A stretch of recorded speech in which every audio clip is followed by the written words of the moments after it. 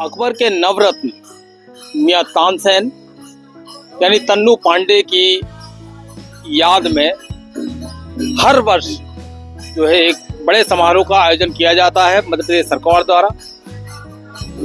लगातार आयोजन होते हुए 101वां वर्ष है इस बार, और आप मेरे पीछे देख सकते हैं कि तानसेन समारोह के पहले आगाज के पहले दिन जो है हरि कथा शुरू हो चुकी है, इसका प्रारंभ हो चुका है।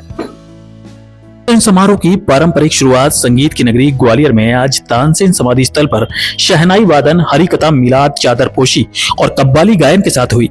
समारोह का औपचारिक आगाज सायंकाल तानसेन समाधि परिसर में बने भव्य एवं आकर्षक मंच पर होगा। इसी मंच पर बैठकर देश और दुनिया के शीर्ष साधक सुर सम्राट तानसेन को स्वराजली अर्पित करेंगे। तानसेन की समाधि पर पहुंचे संगीत साधकों और रसिकों ने यहाँ लगी इमली की पत्तियां भी खाई। माना जाता है कि इन्हें खाने से सुर खिल उठते हैं। ग्वालियर के हजीरा स्थित तानसेन समाधि स्थल पर परंपरागत ढंग से रागमय शहनाई वादन किया गया। इसके बाद ढोली बुआ महाराज ने हरि कथा सुनाई।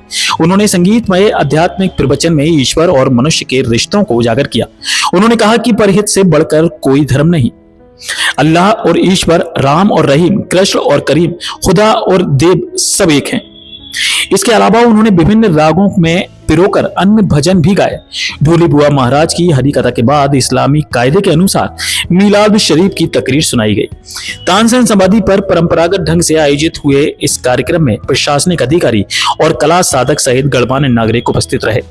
गौरतलब है कि राज्य शासन के संस्कृति विभाग के अंतर्गत उस्ताद अलाउद्दीन खान संगीत एवं कला अकादमी द्वारा हर साल जिला प्रशासन व नगर निगम के सहयोग से तानसेन समारोह का आयोजन किया जाता है।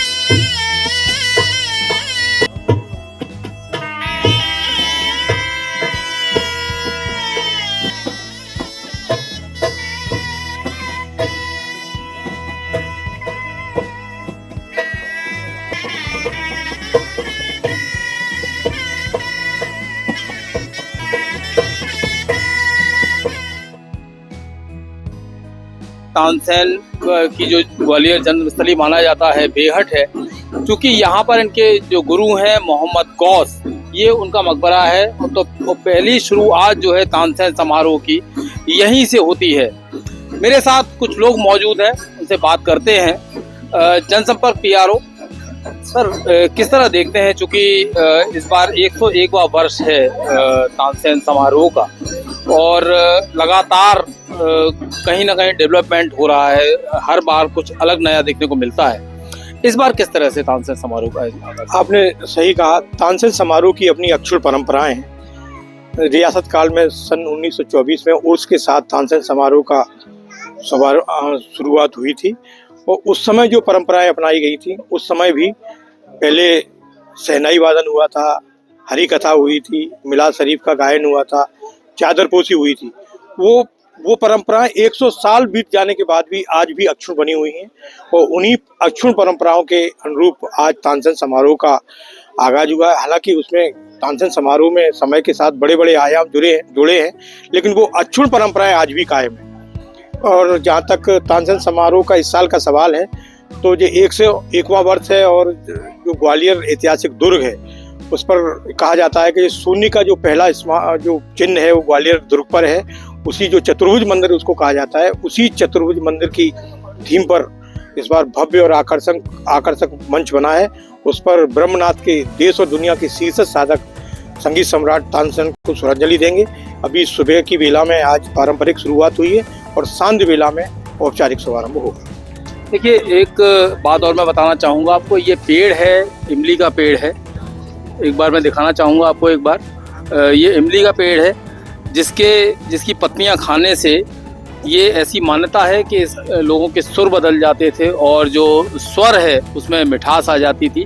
और मेरे साथ और भी जो स्थानीय लोग हैं वो भी मौजूद हैं। ये किस तरह से देखते हैं, चूँकि लगातार ये पेड़ की भी काफ़ी महत्व है, तानसेन समारोह का काफ़ी महत्व है, तो कैसे क्या रहता है? चूँकि आप शुरू से यहाँ पर जुड़े हैं, आपको काफ़ी जानकारियाँ हैं इसकी। तो जब शुरुआत हुई थी, आपने जैसा कि बताया कि वैश्याँ यहाँ पर जो है नृत्य करती थी, तो किस तरह से हुई थी, क्या हुआ? ये मेरे दादा परदादा एक दूसरे को बताते आए हैं कि जो तानसेन थे, यहाँ से 60 किलोमीटर दूर बेहट एक गांव है, वहाँ के निवास स्थान थे। पंडित जी।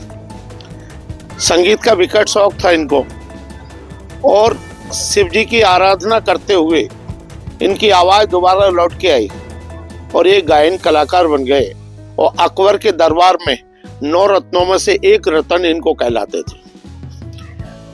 मोहम्मद गौस जो सूफी संत थे, धर्म का प्रचार करने के लिए इंडिया में आए थे और अकबर के गुरु थे वो।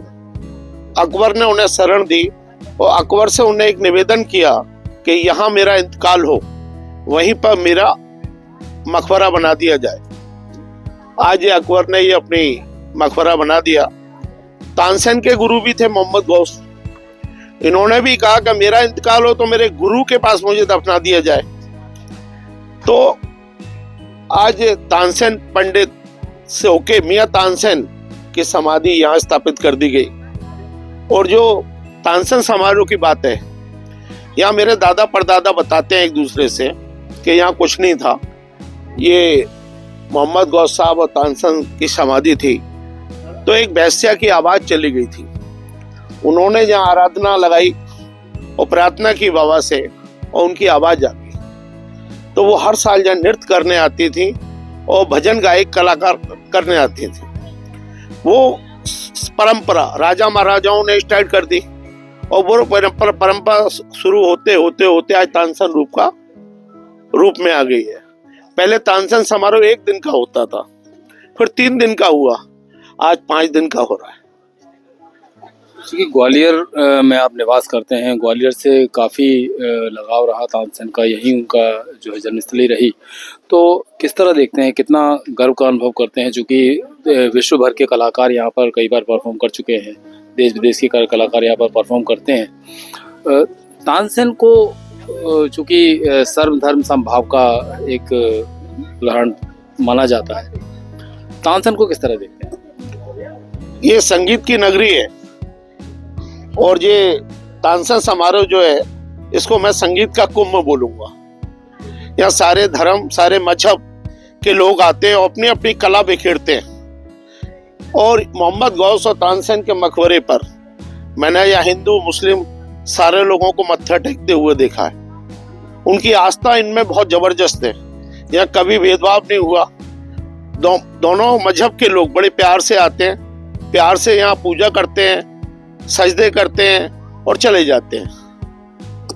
बिल्कुल। तो कहीं ना कहीं सर्वधर्म समभाव का नज़ारा यहाँ पर इस तानसेन समारोह में देखने को मिलता है। चूँकि मोहम्मद गौस का ये मकबरा है और मोहम्मद गौस के मकबरे के बाजू में जो है तानसेन की समाधि है, तो यहाँ पर जो है जिस तरह से सर्वधर्म समभाव का नज़ारा जो देखने को मिलता है वो अपने आप में अहम है। और तानसेन समारोह जो कि इससे पहले स्थानीय कलाकार करते थे, बाहर से आए हुए कलाकार करते थे, लेकिन अब चूँकि मध्य प्रदेश शासन ने अपने हाथ में लिया, तब से 5 दिन का इस तरह से तानसेन समारोह का समारोह होता है, वो कहीं ना कहीं अपने आप में अहम है। और सबसे अहम बात यहाँ पर यह भी है कि देश विदेश के कलाकार यहाँ पर परफॉर्म करते हैं, तानसेन को अपनी स्वरांजलि।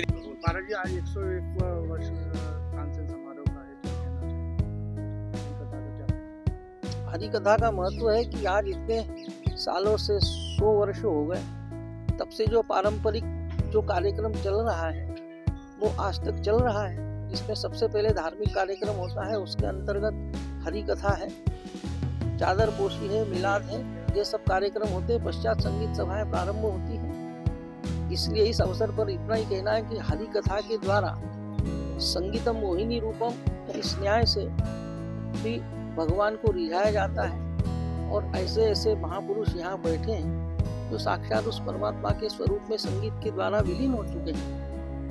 तो उनके लिए ये सारा कार्यक्रम हरि कथा के द्वारा प्रारंभ होता है। तो हरि कथा भी संगीतमय होती है, इसलिए उसका महत्व है, तो काम चल रहा है। और इस अवसर के ऊपर हम सबका अभिनंदन करते हैं, ग्वालियर नगर के वासियों का। बड़े सौभाग्यशाली है जिनके नगर में इस प्रकार के महापुरुष यहाँ विराजमान हैं। और भी बाहर से आने वाले मेहमान, कलाकार, सुनने वाले श्रोता वर्ग, कुछ लोग अव्याहत रूप से, नियमित रूप से यहाँ आते हैं, उन सबको बहुत बहुत बधाई, बहुत बहुत अभिनंदन। और 101वां जो उत्सव है इसके लिए सबको हार्दिक बधाई।